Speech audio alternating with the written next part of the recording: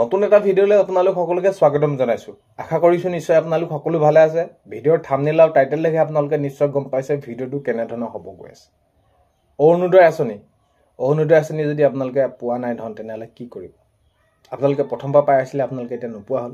বাকী তিনি যিসকলে আবেদন কৰিছিলে পালে। আপোনালোকে প্ৰথমবাৰ পাই থকা আপোনাৰ কোনোবা লগৰ এগৰাকী মহিলাও পালে, আপুনি পোৱা নাই, কি হ'বগৈ? আপোনালোকক দিবনে বা আপোনালোকে আশা কৰি কিবা লাভ আছেনে বা কি কেনেকুৱা ধৰণৰ কি প্ৰক্ৰিয়াৰ মাজে আপোনালোকে পাব? আৰু মাননীয় মুখ্যমন্ত্ৰী মহোদয়ে এইটোও জনাইছিলে KYC কৰিবৰ বাবে যদি আপোনালোকৰ একাউণ্টটো KYC ঠিক হৈ থকা নাই তেনেহ'লে তাৰ বাবেও আপোনালোকৰ একাউণ্টত টকা নোসোমাব পাৰে। এতিয়া আপোনালোকৰ সেইটো ঠিক হৈ আছে নাই বা আপোনালোকে কৰিলে নাই বা কি হ'ব কি নহ'ব সকলোখিনি কথা আজিৰ ভিডিঅ'টো জৰিয়তে জনাবলৈ গৈছোঁ। ভিডিঅ'টো বহুত বেছি দীঘলীয়া নহয়। ভিডিঅ'টো আপোনালোকে শেষলৈকে চাওক আৰু শেষলৈকে চাব বুলি আশা কৰিলোঁ।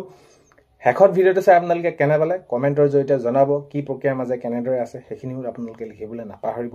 আৰু এইখিনিতে আপোনালোকক এটা অনুৰোধ কৰিম, চেনেলটোলৈ যদি আপোনালোক নতুনকৈ আহিছে চেনেলটো ছাবস্ক্ৰাইব কৰাৰ লগতে কাষতে থকা বেল আইকনটো প্ৰেছ কৰি অল কৰি থ'ব, যাতে নতুন এটা ভিডিঅ' দিয়াৰ লগে লগে আপোনালোকে আগতীয়াকৈ চাবলৈ পায়।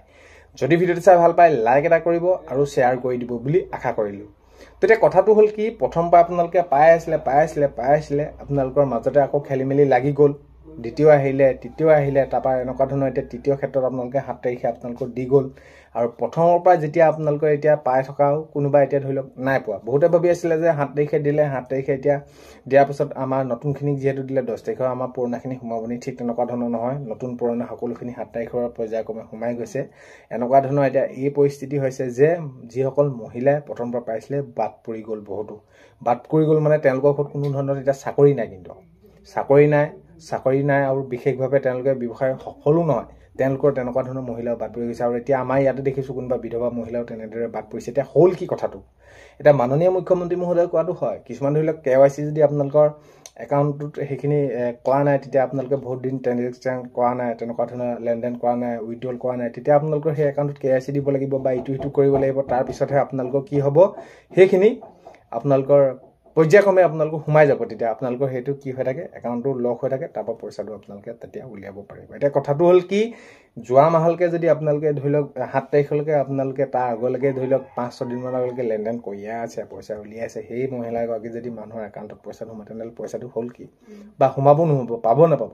তো কথাটো হ'ল কি, স্পষ্টকৈ চাবলৈ গ'লে সেই মহিলাগৰাকীৰ নাম বাদেই পৰিলে, অৰ্থাৎ নাম কাটিয়ে দিলে। তাত আৰু বিশেষ একো ধৰণৰ চিন্তা কৰাৰ বিষয় নাই। এতিয়া ইয়াতো হৈছে তেনেকুৱা ধৰণৰ।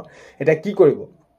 প্ৰকৃততে যদি আপোনালোকৰ একাউণ্টত KYC দিব লগা হৈ আছে, তেতিয়া আপোনালোকৰ একাউণ্টত পইচা সোমাইছে, আপোনালোকে সেইখিনি ল'ব পাৰিব, পাব। বাকী আপোনালোকে তাৰ উপৰি যদি আপোনালোকে পাছবুক চেক কৰিছে আজি তাৰিখত, ভিডিঅ'টো চাই থকা তাৰিখতে হওক, বা আপোনালোকে সেইখিনি আপোনালোকৰ একাউণ্টত সোমোৱা নাই, কৰিব লগা আৰু একো নাই সেইখিনি ক্ষেত্ৰত। মাননীয় মুখ্যমন্ত্ৰী মহোদয়ে সেইখিনি কেনেদৰে ক'লে আপোনালোকে নিশ্চয় দেখিছেই, কাৰণ কেলৈ এইবিলাক হৈ আছে দেখিছোঁ। আৰু ইয়াতে বহুতো মহিলাৰ তেনেদৰে নাম বাদ পৰি গৈছে। তো কি ক'ব? এতিয়া কথাটো হ'ল কি, যিসকল চাকৰিয়াল আছে কোনোবাৰ ঘৰত, তেওঁলোকক নামখিনি বাদ পৰাবৰ বাবে সেইখিনি কৰিছিলে। আৰু ধৰি লওক কোনোবাই বিশেষ ব্যৱসায়ভাৱে সফল হৈ গৈছে, তেওঁলোকৰ সেইখিনি নাম বাদ পৰিবলৈ গৈছিলে তেনেকুৱা ধৰণৰ। তেতিয়া কথাটো হ'ল কি, যিসকলৰ ঘৰত চাকৰি নাই, বিধৱা কোনোবা মহিলা, তেওঁলোকৰ নাম বাদ পৰি গ'ল, অৰ্থাৎ তেওঁলোকৰ অৰুণোদয় আঁচনি নামেই নাথাকিলে কেনেদৰে পাব? তো তাত আপোনালোকে চিন্তা কৰি আৰু লাভ নাই। কথাটো হ'ল তেনেকুৱা ধৰণৰ। আগন্তুক সময়ত যদি কিবা প্ৰক্ৰিয়াৰ মাজে কেনেবাকৈ দিয়া কথা ভাবে বা দিয়ে, তেনেদৰে আপোনালোকে নিশ্চয় গম পাব কি হ'ব কি নহ'ব। কিন্তু কথাটো হ'ল কি, এনেকুৱা ধৰণৰ এইবিলাক হৈছে। চ' সেইখিনি আছিলে ভিডিঅ'টো। আপোনালোকে শেষলৈকে চোৱাৰ বাবে বহুতে বেছি ধন্যবাদ জনালোঁ। আগন্তুক সময়ত খবৰসমূহ পাই থাকিলে নিশ্চয় ভিডিঅ'ৰ জৰিয়তে জনাবলৈ চেষ্টা কৰিম। ভিডিঅ'ৰ প্ৰথমতে কোৱা দৰে চেনেলটো ছাবস্ক্ৰাইব কৰি ৰাখিব। অন্য এটা ভিডিঅ'তে লগ পোৱা আশাৰে আজিলৈ